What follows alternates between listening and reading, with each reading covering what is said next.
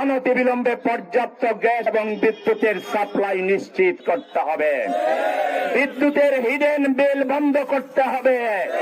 Gas এবং বিদ্যুতের যে দুর্নীতি আছে, অপচয় আছে, এটা বন্ধ করতে হবে।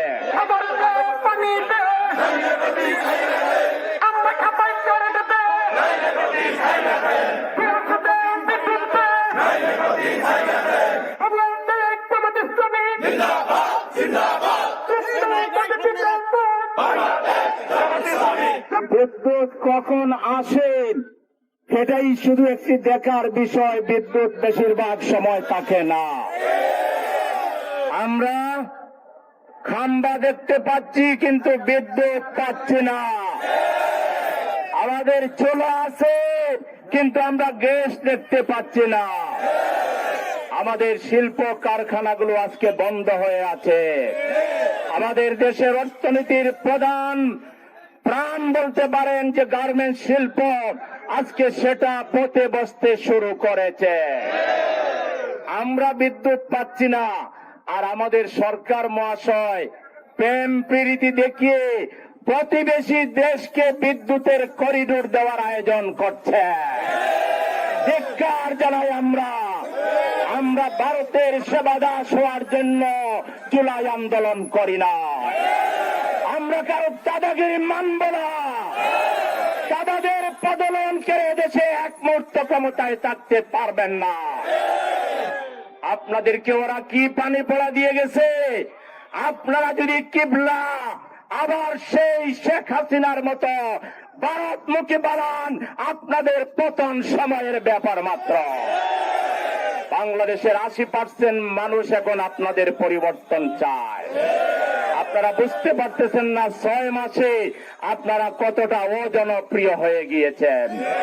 তাই আজকে দুঃখ, ব্যথা, ভারাক্রান্ত হৃদয় নিয়ে এই রাতের বেলা আলোর প্রতীক মোমবাতি নিয়ে আমরা রাস্তায় নেমেছি। আমাদের ঘরে আলো নাই, একমাত্র সম্বল হচ্ছে মোমবাতি। আমরা সরকারকে হুঁশিয়ার করে দিতে চাই, জনগণকে আপনারা এভাবে ধোঁকা দিবেন। আপনারা বলবেন যুদ্ধের কথা। যুদ্ধ কি নতুন লেগেছে নাকি? যুদ্ধ লাগলেও যুদ্ধের সময় বিকল্প পরিকল্পনা থাকতে হয়। আপনাদের সেটা কোথায়? আসলে যুদ্ধ টুদ্ধ কিছু নয়, আপনাদের কোনো পরিকল্পনা নাই, আপনাদের কোনো ব্যবস্থাপনা নাই। আপনারা একটা হজবরল একটা আপনারা সরকার চালাচ্ছেন, কোন নিয়ন্ত্রণ কোনো কিছুর উপর আপনাদের নাই। যাকে বিদ্যুৎ মন্ত্রী বানিয়েছেন তিনি তো এর আগেই ধরা খাওয়া লোক। তিনি তো সেই সময় দুর্নীতির জন্য দায়িত্ব ছাড়তে হয়েছিল। সুতরাং আমরা পরিষ্কার বলতে চাই, আমাদের জনগণকে আর ভোগান্তি না দিয়ে, কষ্ট না দিয়ে, হয় সঠিকভাবে আপনারা রাষ্ট্র চালান, আর যদি চালাতে না পারেন তাহলে আপনারা সারেন্ডার করেন। আমরা বিদ্যুৎহীন ভাবে অন্ধকার ঘরে বসে থাকতে পারি না।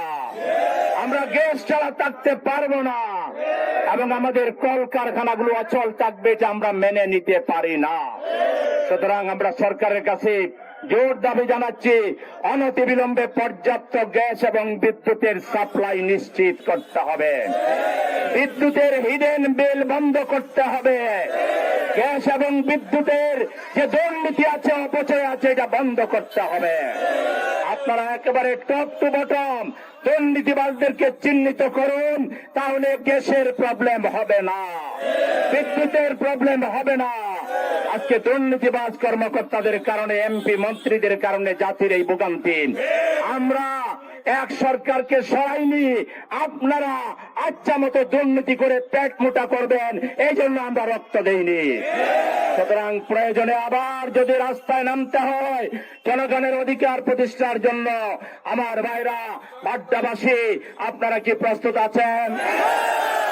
আমাদের পরিষ্কার দাবি, গ্যাস দে, বিদ্যুৎ দে, ছেড়ে দে, গ্যাস দে, বিদ্যুৎ দে, অবিলম্বে সকল প্রকার দুর্নীতি বন্ধ করতে হবে।